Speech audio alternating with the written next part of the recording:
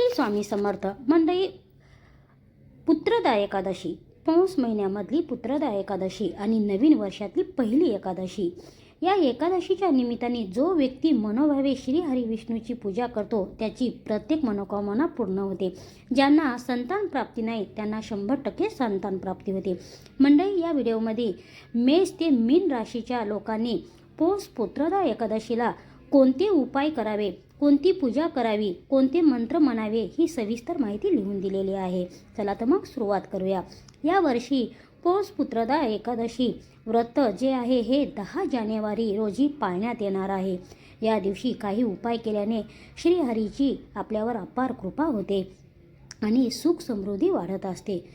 पौष पुत्रदा एकादशी 2025 म्हणजे पौष पुत्रदा एकादशी पौष महिन्याच्या शुक्ल पक्षातील एकादशी तिथीला साजरी केली जाते. यंदा हा सण 10 जानेवारीला साजरा होणार आहे आणि या दिवशी भगवान विष्णूची पूजा केली जाते. पौष पुत्रदा एकादशीला भगवान विष्णू आणि माता लक्ष्मीची पूजा विधीपूर्वक केली जाईल. असे मानले जाते की या दिवशी काही उपाय केल्याने श्रीहरीचा आशीर्वाद मिळण्यासोबतच सुख समृद्धीही आपली वाढत असते. म्हणूनच उद्याच 10 जानेवारीला पौष पुत्रदा एकादशीला तुमच्या राशीनुसार तुम्ही काही उपाय नक्की करू शकता. मेष ते मीन राशीच्या लोकांनी पौष पुत्रदा एकादशीला 100% काही उपाय नक्की करून पहा. आता सर्वात पहिली रास येते मेष.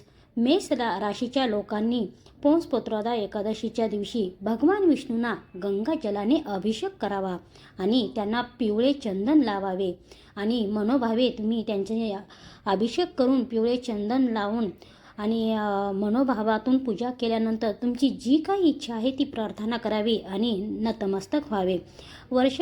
भगवान विष्णूचा आशीर्वाद मिळवण्यासाठी वृषभ राशीच्या लोकांनी ओम नमो नारायणाचा मनोभावे दिवसभर जसा जमेल तसा तुम्हाला जप करायचा आहे आणि जी मनोकामना आहे ती 100% पूर्ण होण्याची प्रार्थना करायची आहे.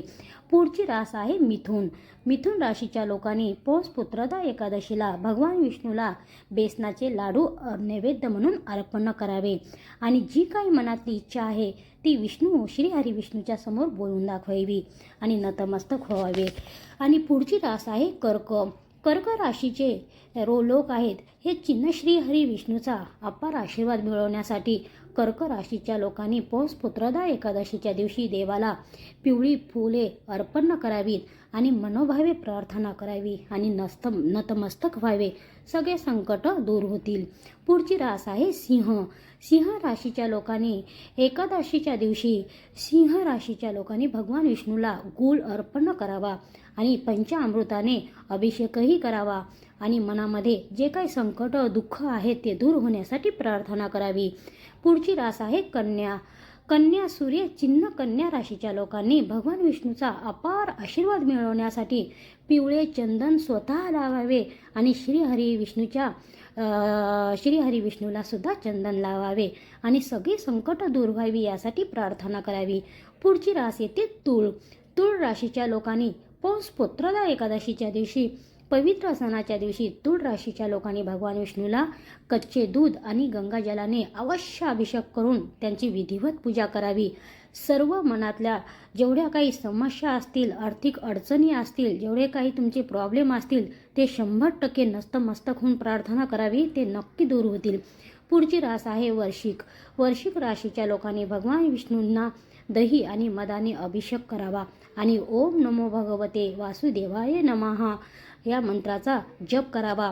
दिवसभर जेवढा होईल तेवढा जप केल्याने तुमच्या मनातल्या जेवढ्या काही शंका, समस्या, अडचणी असतील, जे काही संकट असतील ते 100% दूर होतील.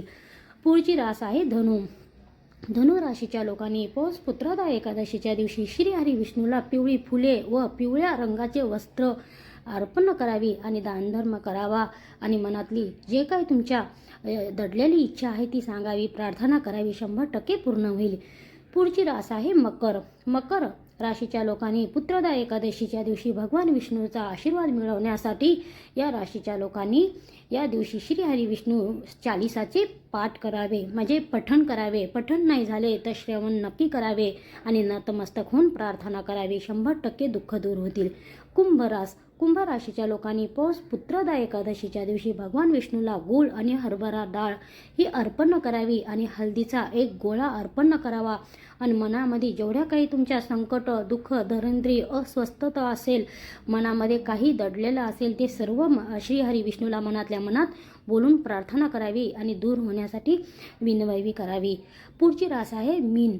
पौष पुत्रदा एकादशीला भगवान विष्णूचा आशीर्वाद मिळवण्यासाठी मीन राशीच्या लोकांनी ओम विष्णूये नमः या मंत्राचा जप करावा आणि मनातल्या सगळे संकट, दुःख, अडचणी दूर व्हावी म्हणून प्रार्थना करावी.